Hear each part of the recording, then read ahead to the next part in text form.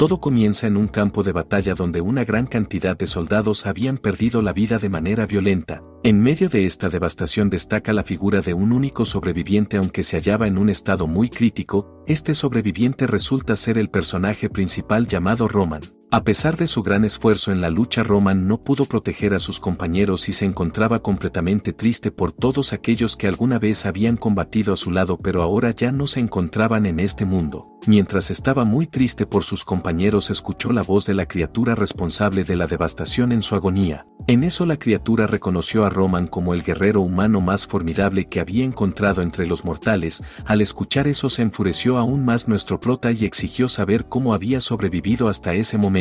El gigante, al escuchar esa pregunta, no mencionó nada y Roman nos explica cómo esta criatura junto con otros 2 de su especie habían llegado a su reino aproximadamente hace 20 días. Estos gigantes habían causado estragos en todas las ciudades sin motivo aparente, pero afortunadamente Roman había sido el último en derrotar a uno de ellos. En eso Roman comenzó a insultarlo en sus últimos momentos de vida, culpándolo por la transformación de gran parte del imperio en un cementerio. Además le menciona que sus otros compañeros gigantes también habían sufrido un destino similar. Uno de ellos fue masacrado por un dragón rojo mal genio, una de las criaturas más poderosas de ese mundo, mientras que el otro fue sellado por la eternidad por un mago anciano llamado Loreon. Roman, con un tono sarcástico, le menciona que sus planes de controlar el mundo habían sido frustrados por simples humanos. Sin embargo, la criatura no parecía estar completamente derrotado y comenzó a revelar que no eran los únicos de su especie en su mundo, ya que sus mentes estaban conectadas con otros gigantes, por lo que ahora todos sabían sobre las mejores armas de los humanos, como el dragón y el mago, y ya no tenían obstáculos para continuar su avance para apoderarse de nuestro mundo. El prota le preguntó por qué lo excluía de sus planes si aún tenía la fuerza para continuar en la batalla,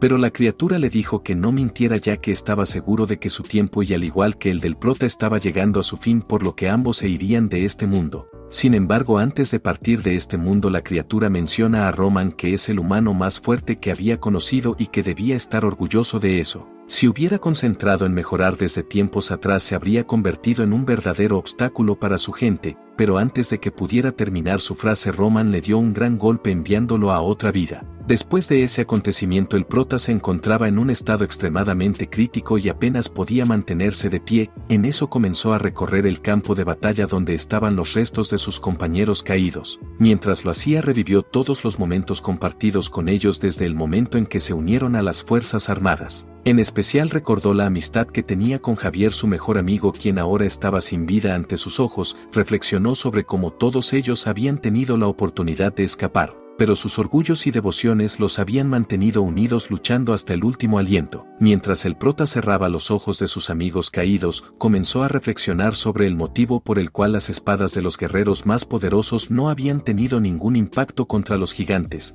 Se cuestionaba por qué su espada había sido la única capaz de enfrentar a esos gigantes. Sin esa espada, un soldado ordinario como él no habría tenido ninguna oportunidad contra ellos, ya que guerreros mucho más experimentados habían caído ante los gigantes como si fueran presas fáciles. En su mente daba vueltas sobre dichas cuestiones. En eso escuchó en la distancia la voz de alguien pidiendo ayuda. El tono de voz lo dejó sorprendido, ya que no podía creer que alguien más siguiera con vida en ese lugar desolado. Inmediatamente se dirigió hacia la fuente de la voz y descubrió que la única persona que había sobrevivido en ese campo de batalla era la gran comandante Adesa, quien había liderado todo el ataque contra los gigantes. Sin embargo, Adesa también se encontraba en un estado muy lamentable, incluso una de sus brazos estaba destrozada. El prota, al ver eso, se acercó a ella con la intención de ayudar, pero Adesa comenzó a preguntar si el gigante que habían enfrentado hace rato finalmente había sido derrotado. Roman le confirmó que sí, que él lo había encargado de exterminarlo. Incluso detalla que el cuerpo del gigante no está muy lejos del lugar donde estaban. Dichas palabras dejaron a la gran comandante Adesa asombrada y con lágrimas, ya que no podía creer que un simple cabo tuviera tanto poder. Finalmente sintió una inmensa alegría, ya que por fin había terminado la gran tragedia, y le agradeció a Roman por ser un guerrero único en su clase. En respuesta, el prota menciona que si realmente se sentía agradecida, escuchara una gran petición que tenía. En eso le pidió que les dieran un entierro digno a todos los soldados caídos en ese campo de batalla. Explicó que normalmente los soldados sencillos como ellos simplemente eran abandonados o quemados en el campo de batalla. Adesa en su agonía le preguntó al prota de por qué no se encargaba él mismo de ese trabajo ya que parecía estar en mejor condición que ella. Pero Roman con algo de seriedad y triste detalla que lamentablemente su estado de salud era muy grave y que en cualquier momento podría dejar este mundo. Durante todo ese tiempo en el campo de batalla había estado forzando su cuerpo al máximo para llegar hasta ella. Al escuchar esta revelación Adesa le consultó si había algo que deseara hacer antes de su partida de este mundo. El prota respondió que solo lamentaba no haber asistido a la academia, esto debido a lo que el gigante le había dicho acerca de cómo había desperdiciado su potencial. Además, el sueño de su difunta hermana era enviarlo a una academia, pero no se pudo lograrlo. El prota creía que ya era demasiado tarde dicho anhelo ya que presentía que pronto iba a partir de este mundo. Sin embargo, Adesa le aseguró que debía mantenerse firme un poco más ya que el equipo de búsqueda los hallaría en cuestión de minutos. Mientras continuaban en la conversación notaron que la tormenta de repente comenzó a parar. Al ver sus alrededores se dieron cuenta de algo muy aterrador. Otro gigante de 8 alas similar al anterior había aparecido en su mundo, esta vez acompañado por un inmenso ejército de soldados de su raza. El prota estaba totalmente desconcertado y no podía comprender cómo dichas criaturas habían surgido de la nada. Por otro lado, Adesa quedó asombrada al darse cuenta de que los 3 gigantes que habían derrotado no eran los únicos, por lo que comenzó a culparse por no haber salvado el mundo y comenzó a entrar en un estado de pánico. El prota al ver eso logró hacerla reaccionar rápidamente mencionando que no había tiempo para lamentos y que usara algún tipo de magia para lanzarlo hacia los gigantes, ya que su espada era la única capaz de herirlos pero no podía alcanzarlos desde esa distancia. Adesa había perdido toda la esperanza, solo esperaba el ataque de los gigantes. Cuando miró al prota le preguntó si tenía la intención de seguir luchando en esa situación. El prota respondió que peleará hasta su último aliento a pesar de estar seguro de que perdería, al menos se llevaría consigo a un par de monstruos. Al escuchar dicha palabra Adesa quedó completamente impresionada por la valentía del prota, y se dio cuenta de que fue gracias a él que habían derrotado a los gigantes anteriores, por lo que quizás el prota podía lograr lo que ella no pudo hacer. Poco después de llamar la atención del prota, Adesa le dio un apasionado beso desconcertando al prota. En eso Adesa utilizó el beso para transferirle un cristal mágico y compartió toda la información muy importante que tenía. Tomás, aún incrédulo, le pidió que le explicara lo que había sucedido. Además se había dado cuenta que algo raro entró en su boca, pero Adesa en sus últimas palabras solo le rogó que si alguna vez se volvían a encontrar le dijera que no asumiera riesgos innecesarios y que simplemente se convirtiera en un sastre. Después de dichas palabras, tanto el Roman y Adesa fueron atacados brutalmente por los gigantes y perdieron la vida. Sin embargo, lo que Roman creía que era su fin resultó ser una situación completamente diferente. Después de algunos minutos se dio cuenta de que había despertado en un escenario completamente distinto al del anterior, donde todo era destrucción. Al observar a su alrededor se dio cuenta de que se encontraba en su ciudad natal llamado Ninbuten. En eso comprendió que había retrocedido en el tiempo. Esto era especialmente notorio en el día 1 de su regresión. Momentos después Roman comenzó a entender mejor la situación en la que se encontraba y a reconocer el lugar. Recordó que Adesa le había explicado que después de darle el beso y transferirle una especie de esfera, le había revelado que lo que había ingerido el prota era una esfera en forma de orbe con la capacidad de retroceder en el tiempo. Además le había mencionado que ella había sido en un pasado una simple sastre. No obstante, gracias a esa esfera llamada orbe había ascendido a la posición de gran comandante, el mayor rango en su mundo. Pero aquel esfera solo permitía retroceder un total de 4 veces, hasta ese momento Adesa lo había utilizado 3 veces, por lo que la esfera tenía ahora una sola oportunidad restante. Es por eso que entregó a Roman la esfera, ya que percató que él era único con talentos especiales capaz de enfrentar a los gigantes, para que el mundo tuviera una posibilidad de sobrevivir. El prota debía utilizar sabiduría y tiempo que le proporcionaría el orbe para perfeccionar sus habilidades y así volverse un monstruo para la batalla. En eso, antes de partir de ese mundo, la gran capitana había recomendado que asistiera a una academia llamada Fileón, ya que estaba segura de que alguien como el prota se convertiría en un verdadero maestro de batalla. Al momento de regresar del pensamiento, Roman aún no podía creer por la extraña situación en la que se encontraba, hasta llegó a pensar que todo era un mal sueño. No sabía por dónde empezar para cambiar el futuro de la Tierra. Afortunadamente, después de un rato de reflexión, se dio cuenta de que si realmente estaba en el pasado como creía, podría tener la oportunidad de ver a su hermana mayor, por lo que rápidamente se fue hacia el lugar donde sabían vivir. Cuando estaba muy deprisa el prota quedó mirando de cómo un grupo de vagos había colgado a un joven de una rama de un árbol. Al ver dicho acontecimiento no pareció importarle mucho, pero notó algo extraño. El joven que parecía que estaba siendo colgado con el cuerda no estaba con eso, sino que estaba siendo retenido por algún tipo de magia. Al ver esto despertó el interés del prota, ya que no era común encontrar personas con habilidades mágicas tan impresionantes en lugares como ese. La responsable de esta extraña situación era una joven quien aparentemente estaba siendo manipulada por los vagos para usar su poder y robar dinero, en particular el dinero de aquel joven quien se negaba a entregarles el poco dinero que tenía. Este chico había estado juntando dinero para comprar medicinas para su madre, pero a los vagos no les importaba en absoluto y continuaron lastimándolo para obtener el dinero. Al ver que el chico se resistía, le pidieron a la joven que usara su magia para elevar a la copa del árbol, pero la chica se resiste a hacer eso ya que podría lastimarlo gravemente. Los vagabundos no parecían prestar atención a las súplicas de la chica, amenazándola con colgarla si no obedecía sus órdenes. La joven se cuestionó si aprender magia había sido un error en eso. Al no tener más opción, finalmente cedió a las órdenes de los malhechores. Sin embargo, justo cuando estaba a punto de hacerlo, el prota apareció en la escena deteniéndola y advirtiéndole que si continuaba pondría en peligro la vida de ese chico. Cuando el joven cayó del árbol, el líder de los vagabundos, muy furioso, interrogó a la chica sobre por qué no había obedecido sus órdenes, pero antes de que pudiera seguir adelante el prota le interrumpió y le preguntó a la chica cómo había aprendido a usar la magia. Ella reveló que había aprendido de un viejo grimorio que compró de un vendedor ambulante. Sin embargo, su conversación se vio interrumpida por el vándalo, quien desenvainó su espada y desafió al prota preguntándole cómo alguien como él se atrevía a ignorarlo. El vándalo comenzó a atacar al prota, pero este último con gran facilidad esquivó todos sus movimientos y estaba más interesado en la espada del vándalo que en la pelea. El vándalo no podía entender cómo el prota era tan astuto en el combate. A pesar de contar ahora con un nuevo cuerpo, el prota seguía confiando en su instinto de batalla que tenía del pasado. El vándalo no parecía comprender la abismal diferencia de habilidades entre ellos, ya que parecían tener la misma edad.